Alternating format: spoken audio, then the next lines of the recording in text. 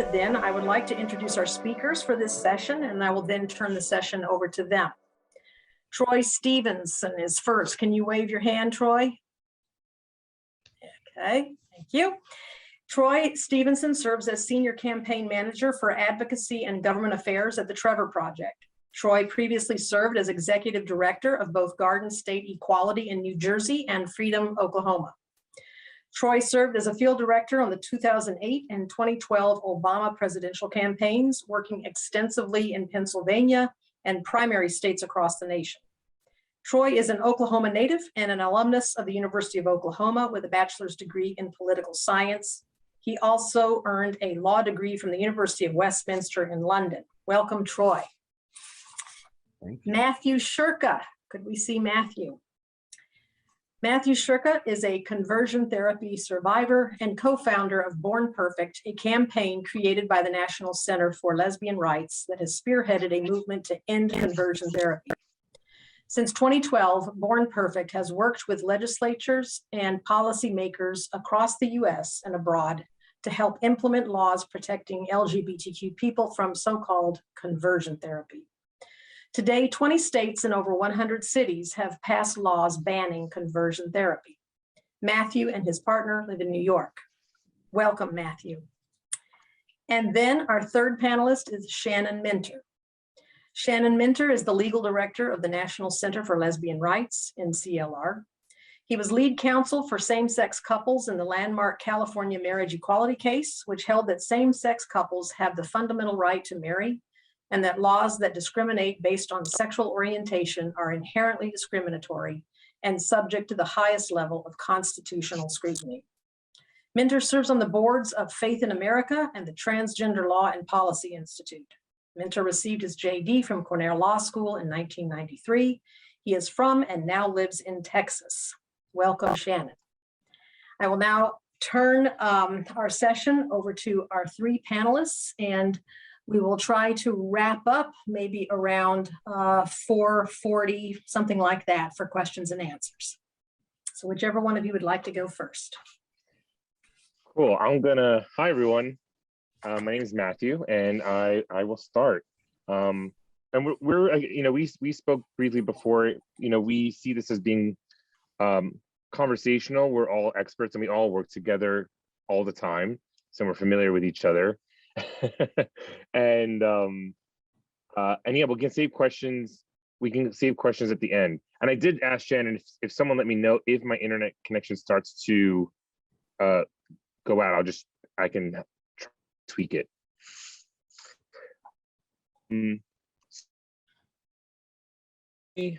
We'll start a little bit about myself. I am a conversion therapy survivor. And I went through conversion therapy as a teenager from age 16 to 21. And that experience in and of itself is a whole story. But just to give some of the key things I think are important for the conversation, in my experience, all the therapists were licensed professionals, and they did work with other religious figures as well.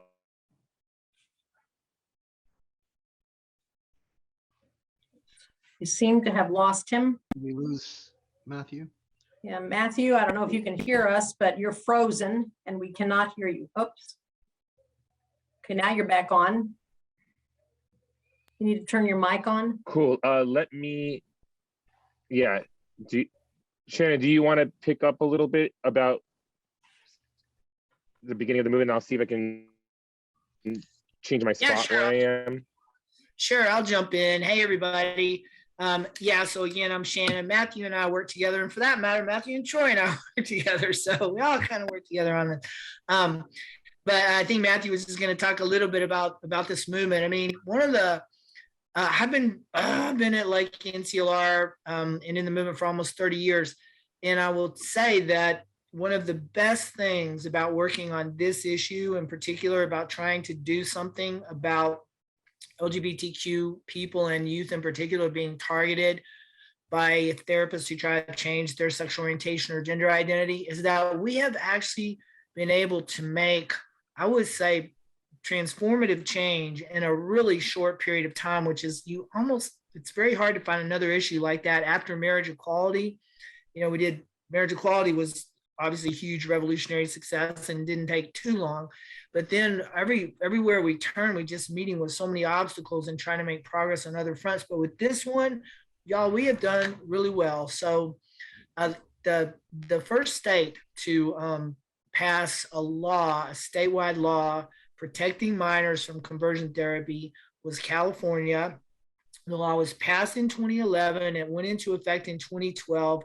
And the whole process, I know that some of the people on this call, because from my small group, and I bet others are mental health professionals or kind of adjacent to that profession.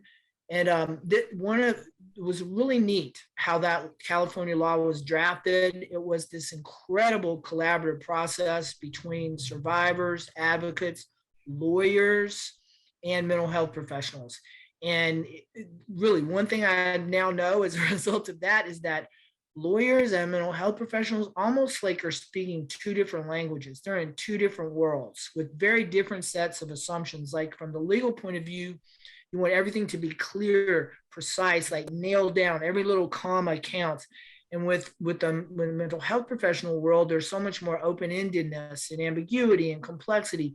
So to have those two sets of people come together and try to hammer out a law that is both really deeply grounded in mental health precepts and research and the way that field works, but is also like clear enough and specific enough and precise enough to be enforced in a meaningful way. That was not easy, y'all. It was not easy. Those discussions went on for months and months and months. They were fascinating. They were wonderful. And we came up with some language that I'm really proud to say has really stood up. I mean, it's really held up over time. I think it's real solid language that's been used now. So it was first adopted in California. New Jersey was, Troy, thanks to you, Troy at that time was the head of Garden State Equality. New Jersey was the second state, and Troy led the way on that before he was in his current role at Trevor. New Jersey passed their law, and then it was just like, woof, it just took off. And it's all basically, there's been some minor variations and tweaks, but it's basically that same statutory framework that we hammered out in California. We're up to like 20 states now, and less than what, like 8-9 years. I'm not very good at math, but y'all can figure it out. Since 2012. And so 20 states, DC, and more than 100 now localities. And also there's some really good policies that have been adopted. And Troy, I'm going to let you talk about the North Dakota one, because North Dakota is really good. North Dakota is like in a relatively small group of states that have taken very positive action on that. So the movement really has taken off. The legislation is just one piece of it. It's an important one. It's kind of an easy one to quantify and to point to, but I don't want to give short shrift at all to other components, which are survivors coming forward, their voices being heard. I'm 60 years old. My very first case out of law school in 1992 was on behalf of a 16-year-old girl who had been subjected to conversion therapy in Utah. That's how I got involved in this issue. At that time, no one was talking about this. I mean, not very many people were talking about it. It wasn't a big issue in the movement, and it was so painful. I mean, honestly, I was so close to giving up so many times because I was just out of law school. It was easy to get discouraged, and I would try to talk about this issue of conversion therapy, and people are like, what are you talking about? That doesn't happen anymore, does it? And I'll be like, yeah, it really does. And it's affecting all these young people, and we got to do something about it. But that has changed so much now. I mean, so much. I'm just sharing this to show or to underscore that we went from this being an issue that almost no one was talking about, and it was so hard for survivors. They would try, they'd come forward and try to share their story, and there was just no support. No one would really listen. And now there's all these different groups, survivor groups. There's people do now know about it. All of the state groups and national movements recognize it's an important issue and are working on it. And the other big thing that has changed, so survivor support, survivor visibility, we've got some laws now, we need some more, is the all the professional groups, the American Psychological Association, Psychiatric, American Medical Association, National Association of Social Workers, sorry. Every group, all the big groups now have taken very clear positions that conversion therapy is ineffective, unnecessary, and dangerous. So we're in a different world and a so much more positive world. But Troy, I'll kick it over to you to talk about, I mean, Trevor's come forward to be an amazing leader in this space. So tell us what y'all are doing. I will. And before I do that, though, I think Shannon is being very humble. When I was a teenager in high school, I unfortunately lost my first boyfriend at about 15 to he had been through conversion therapy, and through a set of circumstances we got caught holding hands behind the school. His parents heard about it. They were going to send him back into conversion therapy, and unfortunately he completed suicide that night. So it's been a passion of mine to end this before I knew what it was called. I didn't even really understand. It didn't have a name. But I say all of that to say that Shannon has been working on this issue since about the time that happened, and deserves so much credit. He gave me credit for New Jersey, but I was a young-ish executive director in New Jersey at the time and heard about this really cool thing that they had done in California and thought, well, let's take it up. And somehow passing it was easy. Getting Governor Christie to sign it was not. And once it went into effect, I think I remember being on a train going from Montclair to Newark in New Jersey and calling Shannon and saying, well, great, we did this. How in the hell do we defend it now that they come for us? And Shannon and Chris Stoll, who is Shannon's colleague, they really stepped up, defended that law, got it protected, and got not only a big win in the Ninth, but also the Third Circuit. And so that is the precipice for how we've been able to do all this work as a collective movement ever since. As far as New Jersey, there's a couple of other people on this Zoom. There's a cattail on this Zoom that I think deserves a lot of credit that should be elevated that haven't gotten enough, and that's Liz Lose, who's here, and Barry Nelson. So the North Dakota Human Rights Coalition and Liz really spearheaded the very innovative way of helping to end this practice and in North Dakota. And I know Liz and myself and my colleague Keegan and Barry and Rep Boucher all sat down a couple of years ago and said, well, what can we do?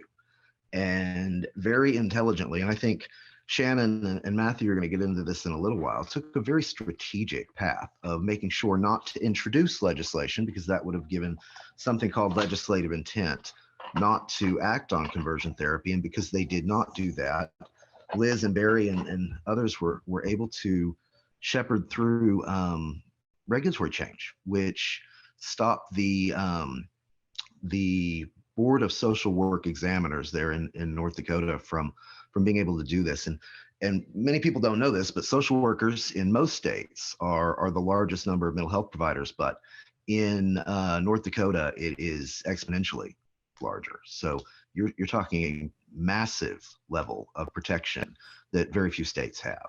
And that has led to the same thing is going to potentially happen in Wisconsin this year with 3 of their boards.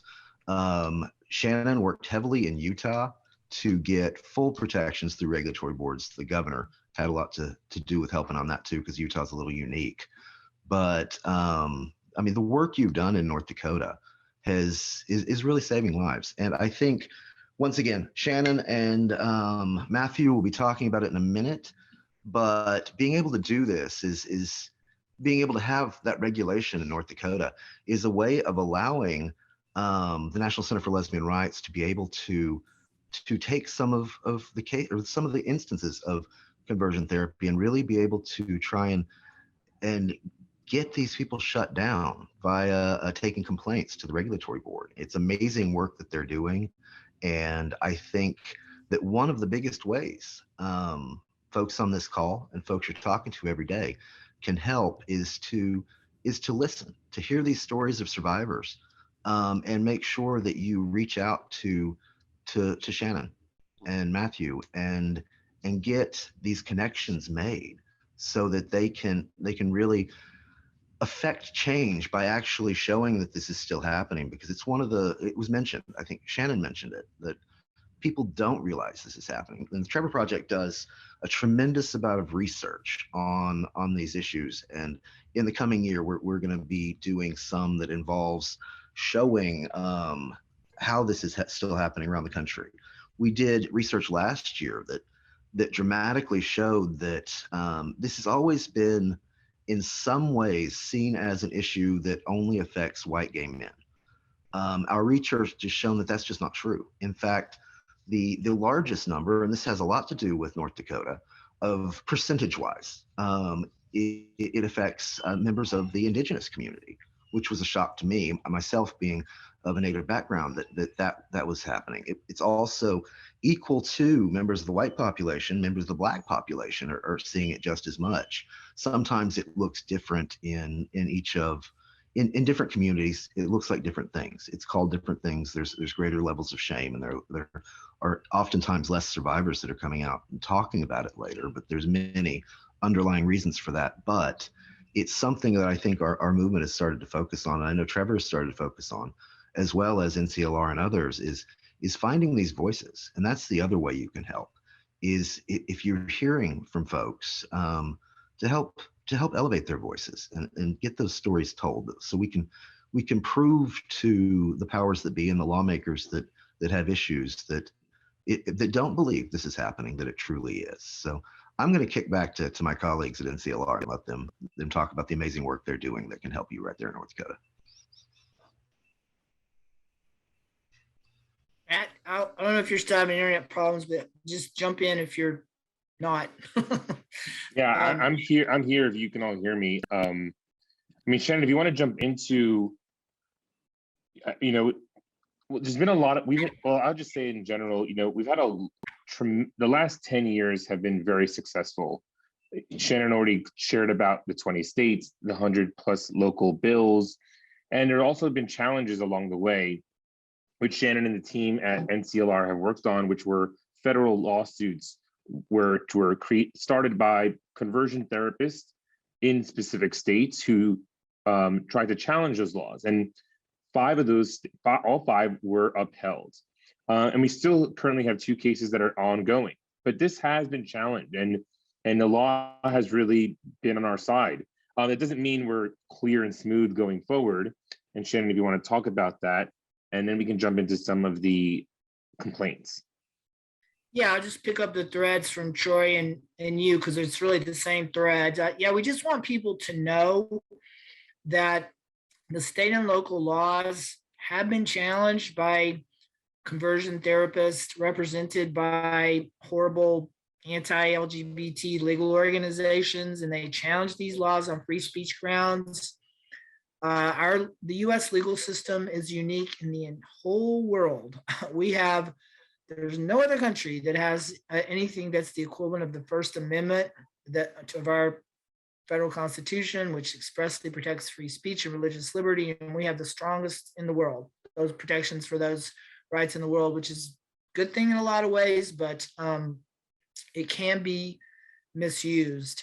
And as Justice Elena Kagan, one of the current very good justices on the Supreme Court, has said, one thing that has been happening in recent years with what is now, unfortunately, a very conservative Supreme Court, since we have 3 judges appointed by justices appointed by President Trump, is that unfortunately the Supreme Court has begun to weaponize the First Amendment. That's what Justice Kagan has called it. So we're in a little bit of a challenging judicial environment right now, and we would just to be candid with everyone, we would rather not have one of these cases go up to the Supreme Court. I think we could win even with this court, because the history and legal doctrine is so strongly and firmly on our side, but I would rather the more time that goes by and the more state laws we can pass, the better our chances will be if and when a case ever reaches the Supreme Court. So that's probably even more than you need to know about the legal side of things. But yeah, as Mathew said, so far, we've done very well in defending these laws in court, and I hope that we continue to.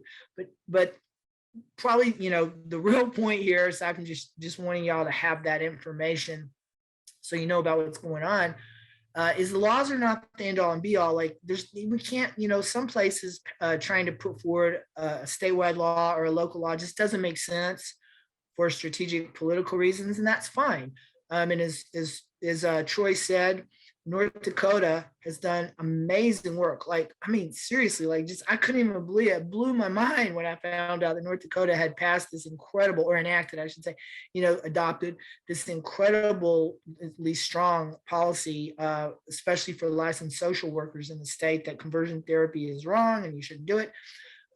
But even if you didn't have that, but you do, but even if you didn't, it is possible in every single state for someone who's been through conversion therapy to go back and file a professional licensing complaint with the person who administered conversion therapy to you.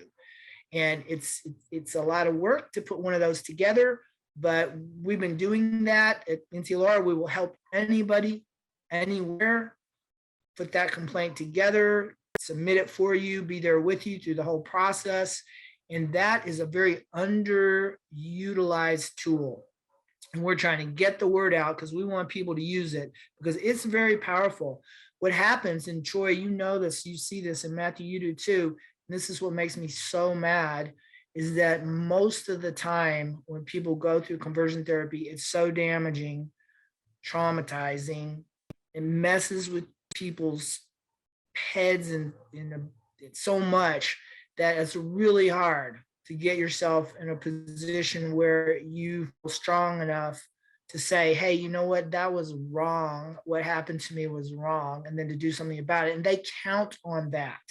They count on that. And they know that it's going to be so difficult, especially for young people, to come back and file complaints. So we want to not let them get away with that.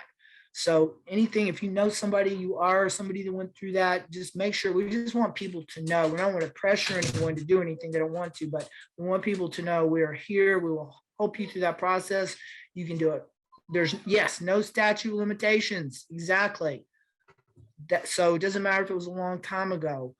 I mean, the person does still need to be practicing, or else there's nobody to bring the complaint against, but there's no statute of limitations. And you can do it publicly if you want, or you can do it privately, whatever you want to do. So we've started bringing a bunch of these complaints in different parts of the country, and I hope that we can bring a lot more. I'd love to bring some in North Dakota for that matter. Anyhow, we just wanted to share that with you all. I don't know. And just to add to that, it's so important, with every bill that we've introduced on a state level or local level, the same conversation comes up with elected officials, which is, does conversion therapy really happen here? And, that's like, we have to convince them, explain to them, show them data, give them examples. Can you introduce me to a conversion therapist or someone who does conversion therapy? And then this, to every elected official's surprise, it's at the first hearing where all of the conversion therapists show up in opposition to the bill, and it makes it very real for them. And oddly enough, that actually helps us when they do show up. That the opposition actually helps us pass the bill. But I'm just sharing, what this experience has been like. Is that, of course, it's so difficult to ever expect someone who's been through conversion therapy to file a complaint. You're going against the very person you trusted for so long, your therapist. And even if it's someone who does pastoral counseling, and we're only talking about licensed individuals, but as you can imagine, the magnitude of what an individual has to overcome in terms of shame and experience to actually move forward and file a complaint. And it does two things. One, it holds that person accountable, and it actually makes, and the second one is that it makes the state aware of that these complaints are actually coming forward. There are documentation they can then point to. Yes, we have received complaints to our licensing board. And so we've done it so far in Kentucky, we've done it in Texas. And we know there's hundreds of thousands of survivors across the United States, but we don't have hundreds of thousands of complaints being filed. You know, and it's understandable. Many people, if it's conversion therapy was decades ago, you know, people want to move on and not relive what their experience was, which is understandable. But I think we're trying to find a way that people feel safe. And of course, this can be done privately. But what the impact that it has is a long-term goal, is that it has the health boards really understand that while therapists are not taught this in school, there are certain therapists that are doing this and working with pastors, and that there's a whole network. And that's what we're hoping to educate the public, educate policymakers, and it's working. But there's so much more to go, and you know, it's not done yet. Oops. And Getting, I think, some questions in the chat box. And it looks like some of them are being answered in the chat box, but I don't know if somebody wants to address, Shannon, did you want to address the question about the Dakota Boys and Girls Ranch? And then there's one right now also about are there other terms for referring to conversion therapy?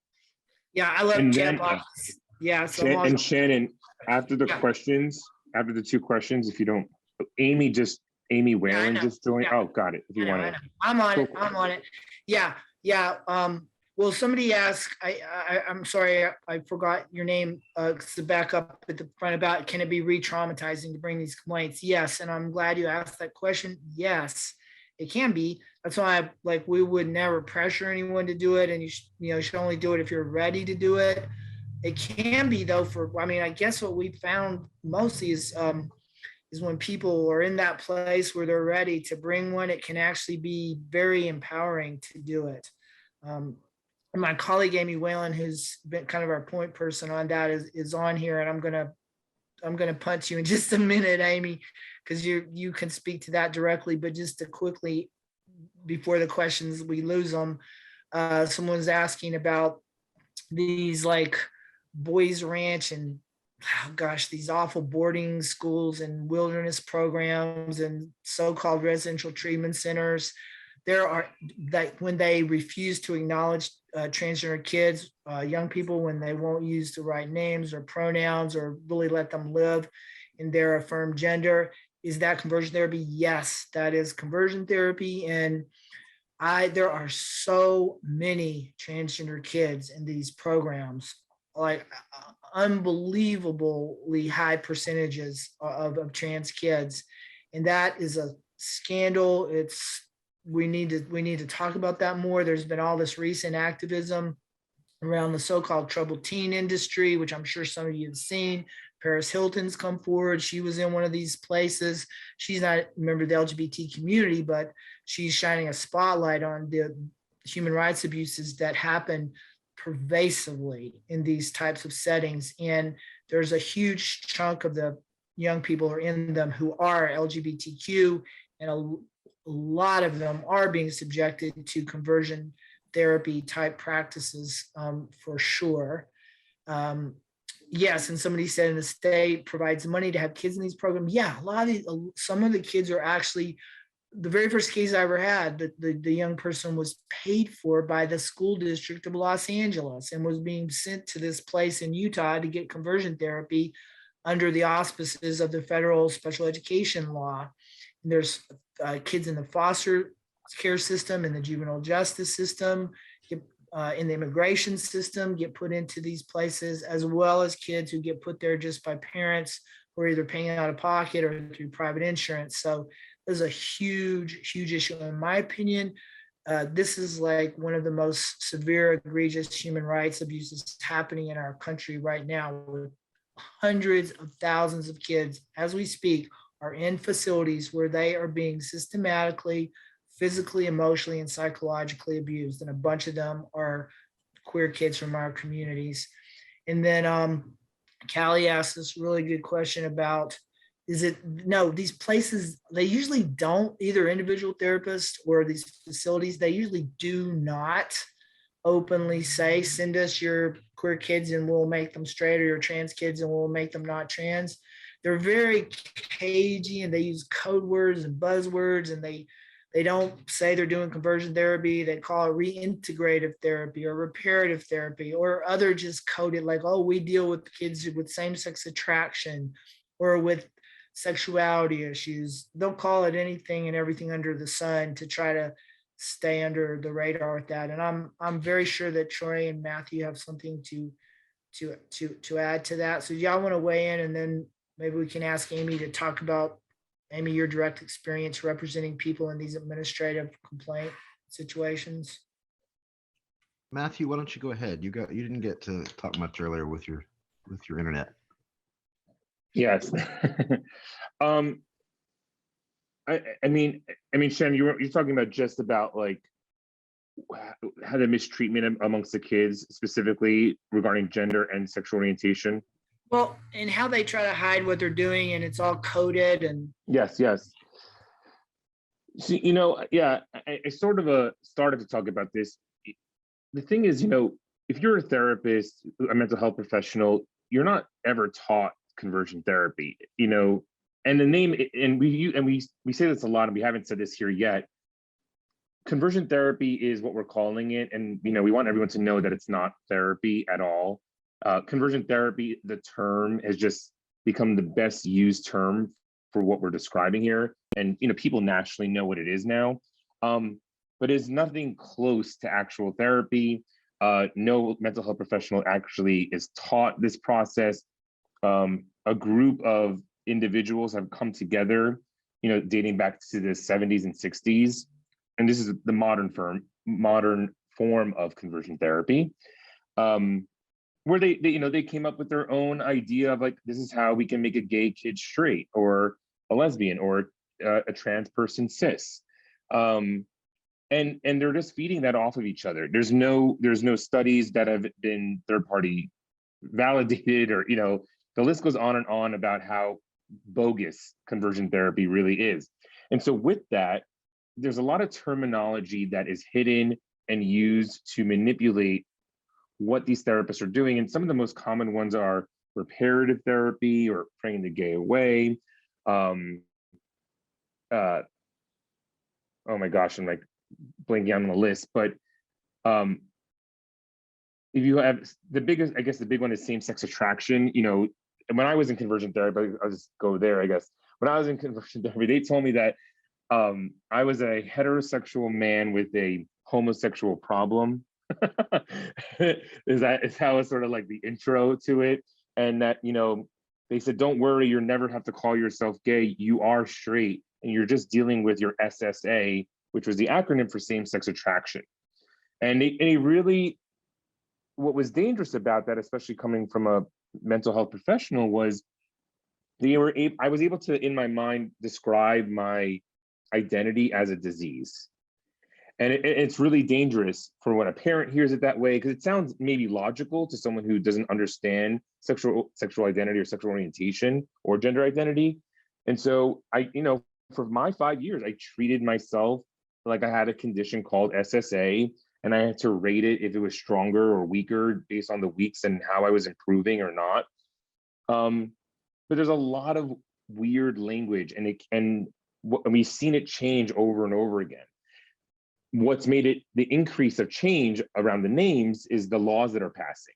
A lot, now that everyone knows what conversion therapy is, a lot of these therapists don't want to be known as a conversion therapist, and they'll come up with maybe not even a name, but if you go to their website, they'll just say, I'm a therapist and I work on adolescents. I help adolescents if they are confused about their sexuality, or things that seem very vague and maybe totally harmless. But they're actually doing conversion therapy, and how they're getting their name out is through word of mouth. And so sometimes it's like really taking a comb and digging through the language on their website. How do they describe themselves? Has there ever been someone who was their patient and experienced something that was conversion therapy? And that at Born Perfect and Trevor Project has what a lot of the research is like, that's the needle in the haystack. You know, we don't want to falsely accuse someone of conversion therapy, then who's actually doing it? And I guess that just to like bring this to, and Troy, if you want to add anything to that, I guess why we want to bring this to Amy is Amy has been our staff attorney who's, as we shared earlier, taking on the complaints that we've been filing. And it's new. It's new to do, it's new to do this for survivors, you know, going a separate route from the legislation. And it's a great way to see like how our state board's actually reacting. So Amy, if you want to please dive into that. Sure. Hi, everybody. So glad to be with you all today. I'll just give the example of two complaints that we filed. One was in Texas and one was in Kentucky. And it was really interesting because, first of all, they're actually kind of complex processes. I mean, they're meant so that any person, you know, in theory could file a complaint like this against a therapist, but it's really complex. Like, you have to sort of delve into statutes and regulations that are really hard to navigate if you're not a lawyer. And so, and they're different for every specialty. So the regulations are different for social workers and for, you know, marriage family therapists versus psychologists versus psychiatrists. So it's kind of complicated. But I'd say that the biggest takeaway from it was just seeing the two very different ways in which the two state boards reacted to the complaints. For the Texas one, which it became pretty clear pretty quickly that that board was very right politically motivated. The president of their board is actually part of like a Christian dentistry practice, which I didn't even know that existed, but apparently it does. And so they just basically tried to get rid of the complaint any way they could. They just basically dismissed it. We kept giving reasons why they should accept it.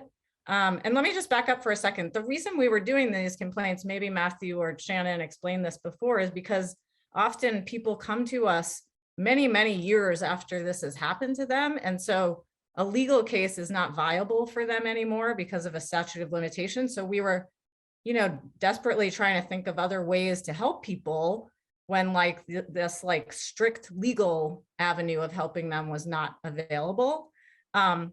So that's why we were doing it. And so for Texas, they just dismissed the complaint and we tried to get them to accept it and they just refused. In the Kentucky complaint, it was much more what you would hope would happen. They actually accepted the complaint. They hired an investigator, which we, as the complainant's attorney, we're not really part of that because the prosecuting entity is actually the board that oversees the professional who's at work. But we knew this was happening in the background, that they hired an investigator to talk to the therapist, that they got documents from him. You know, they would speak to us and communicate with us, and that's still an ongoing process. They're still investigating him. And they've been discussing him at various public meetings, which we have attended. And so that piece of it is more promising. And I think we're hopefully going to get a better result in that state. Look, I mean, were you content?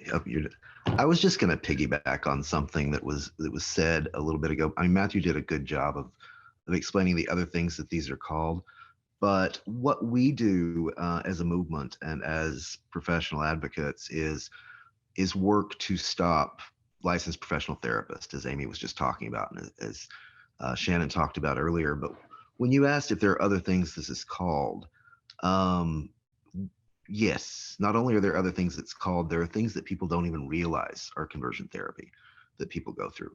There are things that happen every day whether it's parental or family pressures, whether it's religious or faith-based pressures, or any number of things. And it's not just different in religious contexts versus professional contexts. It's different in different communities. We're currently doing research and work on international LGBTQ rights in general, a lot of research-based work. And just being able to talk about an issue like conversion therapy in a different country or a different continent is so difficult because it looks so different. It has the same effect, the same trauma. But that's why one of the things that is most important, because as Shannon and Amy have so clearly pointed out, there's only so much we can do because of the First Amendment with laws and with regulations. However, public education, and much of what we do is public education, all of us talking. The more we elevate the issue, the more we get stories out of people who have survived this, of family members who have seen it, the more that public education can stop those types of conversion therapy that we can't regulate, that we can't do anything about with the legal tools at hand. So just like with marriage equality, when people started coming out and society started seeing that this was not some underground scary thing, that their neighbors and their family and their brothers and their sisters and their coworkers were queer, it started changing hearts and minds. And I think the public education piece, and I know, and I hate to speak for my colleagues, but I think I can on this one. We, just like we're doing right here, doing forums, virtual forums and other things where we can spread that message to get the public education out there to help people, I think is very important. So if you do want any of that, reach out to Mathew or myself, and I know that we can help you do those kinds of events that will really highlight the issue, and get the word out and help people in that way. And I just wanted to get that little point in, and I'll hand it back to one of you or Ming or whomever is next. This is Amy Phillips. We've got about a half an hour left. I mean, I'm wondering if there is anything else that the four of you might like to say before we shift to Q&A from our participants. Yeah, I would love to hear people's questions or comments or additional thoughts about this, or other ideas for how we can do a better job of ending this. The only other thing I just wanted to say is that, to underscore what you were just saying, Troy, that I would guess that like every single LGBTQ plus person on this event and out there in the world, almost if not every, surely it's got to be, really, I think it's got to be all of us have experienced at some time external pressure from family, school, community, faith communities to suppress or hide or change who you are. And it is important to think of conversion therapy on a continuum with all of those practices. I mean, sometimes you will see some of the more clinical literature on this, call it conversion efforts, because that's intended to encompass rejecting behaviors, particularly from parents, things like being ashamed of you, your parents being ashamed of you, not wanting you to tell other family members, trying to cut kids off from contact with other LGBTQ kids, not wanting you to, bring a date to the prom or even socialize with other kids, just wanting you to hide. And if you get the message, you should try to change who you are. I always, I was not sent to conversion therapy, but when I was growing up, queer kid in Texas in the 70s, after I came out, really after my parents found out I came out, which was horrible experience, and they did all of those things that I just said plus more. I was worried. I literally woke up every single day thinking, I hope this is not the day that they send me off somewhere to conversion therapy. And then I'd get to the end of the day and I'd be like, okay, well, it didn't happen today. Hope it doesn't happen tomorrow. I mean, just the stress of it's horrible. Anyway, just to underscore that this is an issue that really does affect every single family and that's got a queer kid, and all of us in the community. It's really deep. I mean, we're really think part of why I hope working on this is so powerful and does lead to real social changes, because it really gets at the absolute core reasons for personal, family, and social rejection of LGBTQ people. And just one thing, I put this in the chat, but just to say, we all try really hard in this work not to demonize parents or families, not to blame them. I mean, you know, for real, some parents should be blamed, honestly. Some are abusive, and that's true. And when that happens, we need to call that out and be clear about that.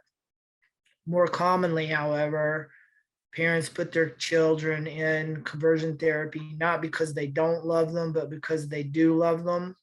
And they're worried about them, and they genuinely believe that it's going to be bad for their child to grow up to be LGBTQ plus, and then they're taken advantage of and exploited by these therapists or religious groups that tell them, oh, your child, we can help your child. You should help your child. You know, you need, if you love them, this is what you need to do for them. And that is like such a honestly evil thing to do, to exploit people's love for their own children and lie to them and deceive them. Often for me, you know, there's a big market for this. Anyway, I just want to say those two things before we. But anyhow, yeah, I'd love to hear any comments or questions.